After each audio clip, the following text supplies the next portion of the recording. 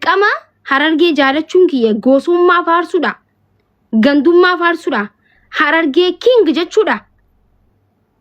Harargeen kutaa hunda caalti. Kutaan biraa akkasii, kutaan sun akkasii, kutaan kun akkasii jaani kutaa biraa arrabsuudha. Harargee jaalachuu jechuun.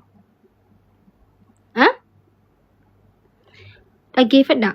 Miis Harargee ta'uu qabdu ana isinii galee. Dhugaan isinitti himu. Kutaa Oromoo kutaa 11 jaalachuudhaan, okay? Kutaa Oromoo kutaa 11 jaalachuudhaan akka jaarraa abbaa gadaa fatteechuu kutaa takka osoo ta'in kutaa 11 jaalachuudhaan kabajuudhaan kanas jaalachuudhaan sanis jaalachuudhaan kanas jaalachuudhaan deemaa jirtu ana maakiidha. Yaa tanaman arrabsine jechuudha. Tanamaa wajjin ta goosummaa takka goosti tiyya tana jetteen been isin bar diaspora irraa dhaggeeffadhaa. Xiqqaarraa guddaarraa jechuudha. Ameerikaa Kaanaadaa teessanii guruppii ijaarratanii goosummaadhaan ijoollee walitti ijaarratanii gizee ficcihiistan isin keessan seenuun isin hin ji'an. Ani isin hin beekuun isin hin ji'e. Sababa san ati Harargee jibbitaan aan jettan. Dhugaan isinitti hima jechuudha. Jaalattanis jibba. Abbaan dhugaan na jaalattan. Namni dhugaa jaalattan na jaalattan. Namni dhugaan jaalanne moo nan jaalatina. Wallahi wabilaan Rabbii qabadhee isin hojii dhaabbadhee falma jechuudha. Rabbii qabadhee. Namni tokko nan deeggarina. Namni tokko illee deeggarsa nama tokkoon barbaadu. Waggaa dila kanarra duulamu kanaa arrabsamu waan biraatiif miti. Goosummaa keessa seenu bakka hin seenu bar dirqamaa miti bar kun. Ameerikaa teessee gizee goosummaadhaan hawaasa walitti jaartu. Okay? Hawaasa walitti jaartanii miidiyaa kana gubbarratti goostiyyaa kiingi bar goosaan bar geemii hanqa goosaan taphatanii jechuudha. Goosummaa miidiyaa kana gubbarratti hanqa geemii taphatanii leenci kan namu goosa gale duraan leenci gizee namaa kan nameeyu tokko akkas gandummaa beekun jiru jechuudha. Gandummaan jaaraniiti Harargee tana qoshorombot godhan jechuudha. Isin galee dhugaa walii himna jechuudha. Yoo karaa Harargee gaddeebine Harargeen akka duutu ikoonomiidhaan akka bakka guddinaan waa hundaan akka duutu godhe hoolayyi as gubbarra fiiduu kana jechuudha. Akka tokkoomtee uummataa wajjin dhaabban ikoonomiidhaan hayyummaa waa hundaan akka hin guddanne ka godhu jiru asirratti bahanii tokko bakka isin akkas isin kutaa san jala fiidi. Kutaa abbaa fedhe jala haa fiigu. Anqan ganda kiyya narrabsiisnetti anqan gandi kiyya akkasiit akkanaat jee hin xunetti bikka fedhe deemee abbaan fedhen firoomu abbaan fedhe hojii deemu mirgan qaba jechuudha. Kuni Harargee keessa hin turre jechuudha. Okay? Harargee keessa abbaan fedhe hojii nyaatee ka fedhe ka waliin nyaatee ciiseetu waliin jiraanna kan nuti beeknu jechuudha. Goosummaa fi gantummaan namni akka adda hiramu ka godhe mee dhaggeeffadhaa waan biraa dhiisaati. Kutaa biraa miidiyaa kanarratti amma kutaa 11tu jira. Amma kara Salaalee yoo deemnu ta'e kara Wallaggaa yoo deemnu ta'e hin beeknu gosa isaanii goostamii hin beeknu. Ijoollee Salaalee beena ijoollee Arsiitti beena Baalee beena Wallaggatti beena jechuudha. Karaa Harargee kana deem Ituu Afranqalloo Humbannaa maali arkitee dila kana hunda Oromoo asirratti habee kutaan 11 amma ni beekan. Ati eessa naan jaan warra Humbannaati. Ati eessa Qaalluudha. Ati maarree naan jaan arkitee goosummaa isin gad dhaabdaniititi Oromoo Harargee bira kutee Oromoon kutaa 11 bira kutee akka Amaarri hundi beeku gootan jechuudha. Gosa namni ittiin wal baruuf kan nuti beeknu akka Oromootti gosa ittiin wal baruuf tokko jaa. Lammaffaa dhiini wayii yoo gannaqame gosti isaa sun wali baatee maallaqa buustee akka kafaltuuf yoo fuudhee waan takka gootee fi akka gad dhaabduuf malee gosummaan itti leellifamee ilmaan abbaa tokko itti ficcisiisuuf miti jechuudha. Ya nama isinii mi'oo dhabdan anaa isinii hima jechuudha. Minim Allahan bichaa nama faru humaa nagoos dandeessanii wanta gana goonus dandeessa haqa nama qabateetu if dura deema jechuudha. Haqaanin deema. Gizee hedduu kaficcisiisu isinuma jechuudha. Ijoollee abbaa tokko ijoolluma Harargee uummatanaa'u diina wali gootan jechuudha asirratti hoolayyiin jimaa akaafuudhaaf karaa Harargee seenteetuni karaa dhuftee hin beekamne ijoolluma abbaa tokko gosaan wal nyaachiste Kaayiroo kana keessatti sababa gosaatiin ableedhaan garaan dirameetu jira. Wallahi nama feemasii wayii jechuun maqaa yaamuun barbaadu ni beeytanillee warri gosummaa jaartan ni beeytan. Sababa gosummaadhaan wallalaniiti ablee garaa kaanii ablee garaa wallahi ilmaan abbaa tokkooti isin ijaabi ijoollee biyya takka bakka ijoolluma lama Harargee lama jechuudha. Garaa wal ka ablee ni beeytan ijoollee Kaayiroo jirtan feemasii miskiinticha jechuun miskiinticha homaan beekne garaa keessanii ablee akkasitti garaa fuutan jechuudha. Yaa kun hundiyuu maal rakkoo qabu mee takkooma Harargee jibbiti kajattaniif waan gosummaa hin faarsineef waan gandummaa hin qabneef waan biraati miti namni akka kiyyatti Harargee jaalatullee inumaa hin jiru jechuudha. Isin galee yallam orjinaal Harargee katabaara ani nani garuu faarsuudhaan osoo hin ta'in hojiidhaan jechuudha. Hojjadheetiin yoo mana barumsaa jaarus ta'e isin galee yoo namni biizinasa gooteeti maallaqa ganneexeeti qubii seentee yoo dhabdee jechuudha. Invest argatan hagarii namatti taasisarraa onji loltii asirraa gandummaa faarseeti miti dirqamaati.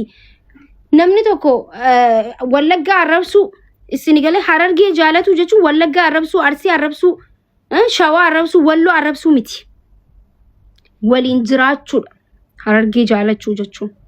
Nuti kabeeynu Harargee san beeyna nuti jechuudha. Harargee san beeyna nuti sani malee kabeen ummanni lafa jiru hawaasni keenya hawaasni bal'aa hawaasni keenya ummatni Harargee kan lafa jiru waan isin itti jirtan kana miidiyaa irratti malee lafatti namni waliin nyaatee waliin dhugee jiraata jechuudha. Tokko ka gosaaf jee lafatti waltumu wallahi Oromiyaa keessa namni takka waltumu hin jiru gosaaf jee gandaaf jee jechuudha. Kutaan Oromoo kutaa kudha tokko waliin jaalatee waliin jiraata. Oromiyaa kutaa kudha tokko keessatti tokko ka gandaaf jeeti ganda kana abbayi biyya tanaa jee hin jiru. Hundi jechuun waliin jiraatee jiraata. Garuu miidiyaa kanarratti ka jiru jechuudha. Dhugaa walitti himna.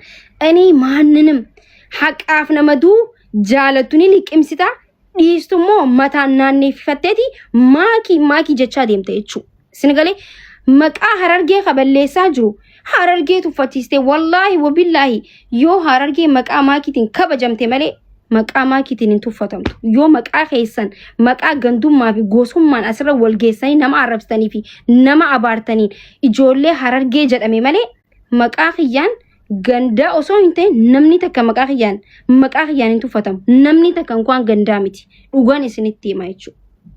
Maaliif gaafan dubbadhus gaafan hojjedhus itti yaadeetiin hojjedha. Maaliif rabbiitu na guddisee nama afoo na kaa'ee rabbiitu na guddisee fuuldura namaa na baasee waan ta'eef jechuudha. Isin galee dhugaa walitti himna. Yoo barbaaddan laal an dhugaan isinitti miti warreettan nama dhugaa dubbatudha. Waa jala seentanii maakii kuffisna hamaa koo hamataa koo jee Oromoon isin galee waan fedhees ta'u jechuudha.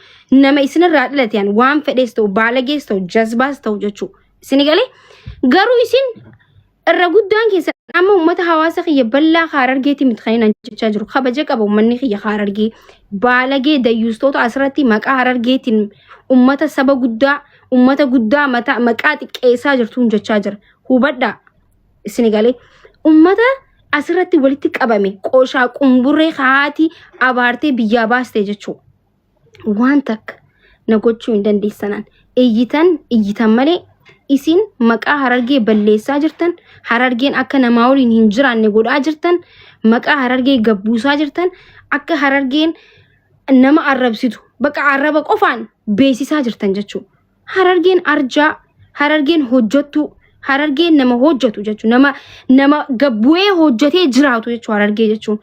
Nama arrabsuudhaan fammasuu miti Harargeen. Isin galee isin maqaa balleessaa jirtan waan ta'eefu likki keessan isinitti hima jechuudha. Feetu jaalatta, feetu jibbita. Ani orjinaal yoo karaa Harargee deebine jechuudha. Orjinaala intala Harargeeti. Orjinaala jechuudha. Fedhu Arsiin himadha, fedhu Walloon himadha, fedhu Baaleen himadha, fedhu Shawaan himadha. Abbaan tokko maa himattanaan jechuu hin danda'u. Isini miti ijoolleen si komando maaliif Arsii himattanaan jechuu hin dandeessu. Ijoolleen Salaalee maaliif Salaalee himatta maaliif Shawaa himattanaan jechuu hin dandeessu. Unkwaan isinii miti isiniin jechaa jira bar. Arra yoon fedhe lafaa kee Wallaggaa himachuu danda'a jechuudha.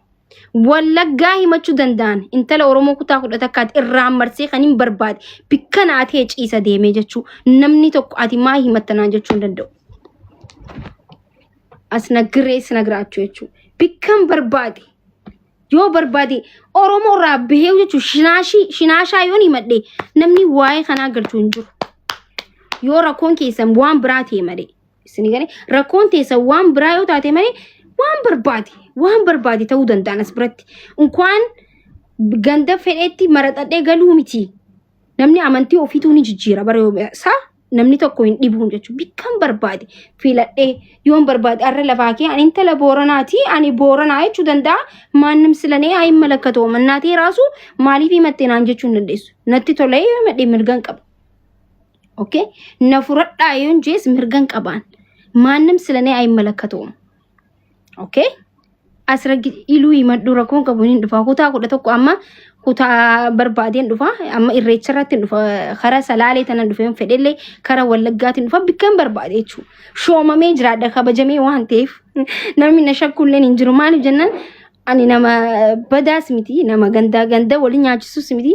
Nama hayi aboo nuti bari yoo barbaanne yoo barbaachisaa ta'e bar nuti Boorana keessatti mana ijaarannee jiraachuu dandeenya bar Harargee irraa baanee jechuudha. Senegalee si komandoo keessa deemuu dandeenya bar. Walloo keessa seenuu danda'a. Maal abbaa keetiif fidda. Na caala uummata wallootiif qabsooyitee taate. Na caala uummata wallootiif sagalee taateeti kana asitti dhuftee na arrabsitu. Maasirajjaaf marrajaa feesbuuk irra jira bar. Challenge qarshii takka geessisee waan danda'u hawaasa kiyyaaf guyyaa sadii riba dhabee jechuu kan hin gargaarsee bar. Uummata kiyya bal'aa osoo amma waa taanilee aanata fiidee sagalee taatu jechuu. Na caala ummata Harargeetiif sagalee taateeti. Na caala moo rabbii sodaadhuti. Osoo meeqadha kana darbanii aanaan ganda kanatti aanaat as keessaa bahee jeetiin bar ummata kiyya gargaarsisee bar. Osoo iyyitanii jechuu osoo iyyitanii isiin hin gargaarsitu jettaniitiin ummata kiyya akkasitti bira dhaabbadhee gargaarsee bar. Osoo jibbeensa qabaadhe maasaniin godhu bar. Osoo jibbeensa Harargee qabaadhe waliin fixu bar. Anqa maallaqa isii nyaattee jettanii ustaaza gizee 3-4 deebistanii ragaa isinii fidee lakkii kunoo ragaanatti erganii ja'anitti. Eenyu kan maallaqa gargaarsisee maallaqa manni murate isin garsiisee maakii malee. Eenyu jirame. Maallaqa manni kiyya murate kanaa je'ee namni gargaarsi akka nyaadha namillee isin godhe maakiidha. Dhugaa hin barbaadda waan ta'eef maallaqa manni kiyya qarshikum 10 murate dooraala jee fudhadhee silaachumaa cal jechuun hin danda'a ture bar. Ayyaachuu yesoo haqqa silammaal falle 10,000 beetee qorra xawu biyyee akkasitti risiitee maxxansee isin garsiise jechuudha. Miidiyaa kanarratti. Deebisanii irdaataan ustaaza baran geenya gizee jettan. Ustaaza gizee 2. Warra addaa'och gizee 3 ustaaza finnee bar gizee 3 bar. Gaafa gargaarsi guuramee raayyaa abbaa mancaatti kanname. Raayyaa abbaa mancaa gizee 3 dhufee maglacaa kan nu arkitee. Sababa xiqqaataa ijoollee Harargee maqaa Harargee balleessuun asirratti wal geesseetuma maquma Hararguma tana wallaahi uummanni kun eessaa akka dhufeen beeku. Maquma Harargee kana jibbisiisuuf asit dhufanii ustaaza ofii namni gizee 3 akkamitti deebisa. Gizee 4 laayivira dhufee yaa uummata na bira gahee jira. Kunoo gargaarsi keessan jee mee wallaahi jibdee jaa. Ustaaza gizee meeqa finne gaayis. Raayyaa abbaa mancaa gaafa kan namu raayyaa abbaa mancaa gizee 3 as fidanii mee ragaa nu garsiisanii jaanin hin jaan bar.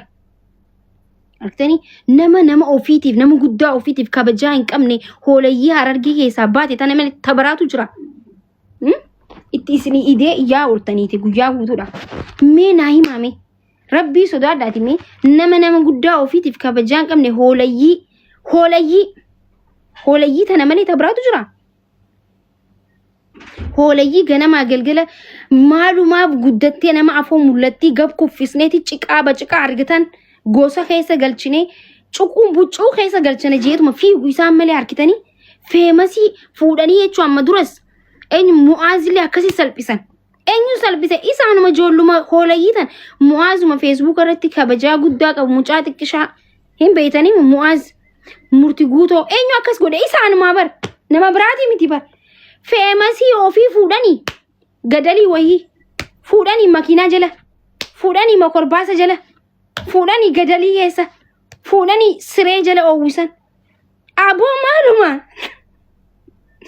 wallaahi wabillahi dhugaa dubbadheen doobar wallaahi hunattaa ganaagirra yamashabbiኝ ልደር ቃልቺ ሙአዝ akkasi Suudi Arabiyaa yaamanii jechuudha.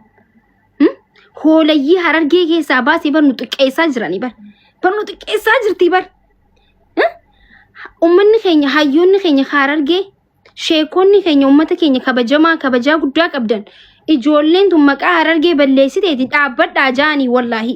Dhaabbadhaa jaati dhugaa itti hima. dhugaa itti himaa wallahi dhugaa itti himuu qabdan. Harargeen hayyuu meeqa qabdi beekaa meeqa qabdi barataa meeqa qabdi akka waan ofii Harargee bulchanitti bar miidiyaa kanarra fiigan bar hayyuu meeqaa jira barataa meeqaa jira miidiyaa kanarra Facebook kanarra meeqaa jira wallahi wabillahi kayoo gargaarsaa ummata ofii dooraala kumaa malee hin gargaarre ijoollee Harargee kabajaa qabdu meeqaa jira boo dayyuusni anaatu biyya Harargee anaa bulchaa anaa Harargee murteessa jee bar kaafnu godhe bar miidiyaa kanarratti hay በጣም እኮ ነው የሚገርመው መቃኑ ያተን መታኑ ያተን ጀቃለች ሙዋዘ ከሴ ሱኡዲ ያመኒ ቪዲዮ ራወራ በንጀቹ እንጫ ከስቲ ፌመሳ አመለ ረቢን ገድምቡስኔ ኦላባሱ ጀቹ አከሴ ሱኡዲ ቲፊፉኒ ማለቦ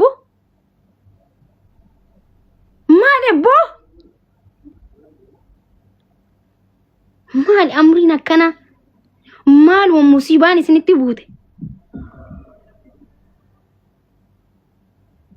hay dirqama gosa faarsuun qaba Harargee jaalatuuf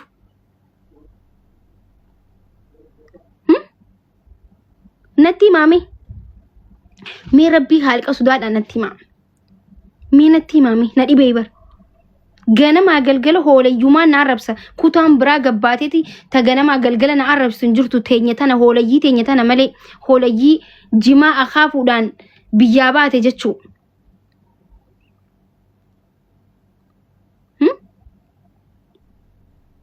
meenatti hima kutaan biraa ka gabbee ganama galgala suuraa kiyya qabate maaki bakka haa guddatan nama hamaa keenya hamataa keenya mee haa guddatanii jeetti dhiise jechuu خيسة خطني خيسة للايك أنجتشو عما ما لابو ما كقدنا هركستان خوبيتي سنجلت يعني سيني قدنا هركفمو هاي ما لابو هاي هرارجين بيكا باية كبدي هرارجين برتا ميكا كبدي بار إسيني أنا نو بيا بولشاي تشاجر تانير نو مالي فلتني نوتيتو مرا نوتيتو مال قدا هاي ولا نمني غافل وان هرارجين برتا انقمن وان هيون قمني ساقزي جولين تون akkana qabdee hundaan fiidu jechuu wallahi wabillahi barataa meeqa kan osoon dubbatiin barreeffama qofaan dubbatu meeqaatu jira wallahi yoo gargaarsaa ka dooraala kuma lamaan gargaaru meeqaatu jira boo wallahi wabillahi yoo hayyuu yoo dhiirummaa murtii guutoo ka jedhamu jechuu sinigalee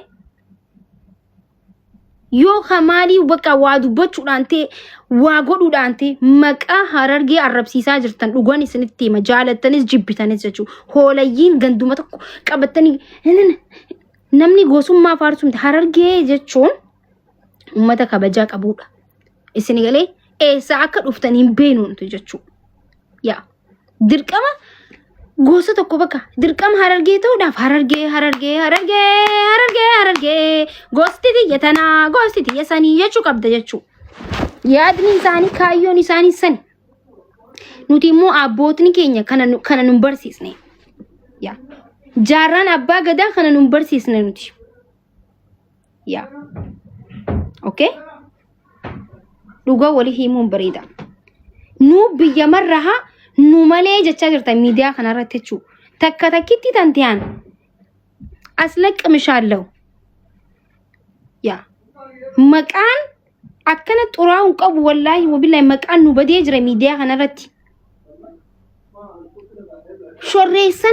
shorreessan waliin gastii gubbaa teessee nama arrabsuu qabda gizee isaan gosa faarsuu qabda akkas kaayyoon isaanii jechuu wallahi wabillahi hoolayyiin tun kaayyoon isii maali gizeati hin jaalattu nun feetu jaan nun jaalattu nu maarreen taatu jaan dhugaadhe gandummaa waan qabdaniif gosummaadhaan nama waan wal ficcisiisaa jirtaniif gosummaa fi gandummaa nama qabatee ganamaa galgala hojjechuu dhiisee biyya ofii guddisuu dhiiseetuma ganamaaf galgala asirratti wal geetuma iyyaa ooluuf hin jaaladhu dhugaa nama akkasiin jaaladhu yaa isin na caala Harargee taataniiti isin na caala moo